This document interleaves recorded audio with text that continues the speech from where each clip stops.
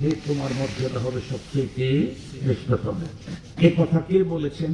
নবীজি নিজেও বলেছেন, আল্লাহ নবীকে দিয়েও বলাইছেন, আল্লাহ নিজেও বলেছেন। নবীজিকে দিয়ে বলাইছেন, আল্লাহ পাকের রাসূল বলেন, খায়রুকুম মান তাআল্লামাল কুরআনা ওয়া আল্লামা।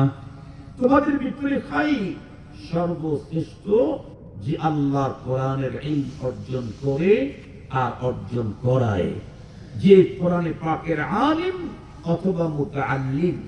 মুআল্লিম আর মুতাআল্লিমুল কোরআন, এই দুইজন হলো পৃথিবীর সবচেয়ে শ্রেষ্ঠতম মানুষ। মুহতারাম হাজিরিন, এই কথাটা আল্লাহ তার রাসূলকে দিয়ে বলাইলেন। আর নিজে বললেন কি? নিজে বললেন, ইয়ারফাইল্লাহু আল্লাযীনা আমানু মিনকুম ওয়াল্লাযীনা উতুল ইলমা দারাজাত। আলিমের মাকাম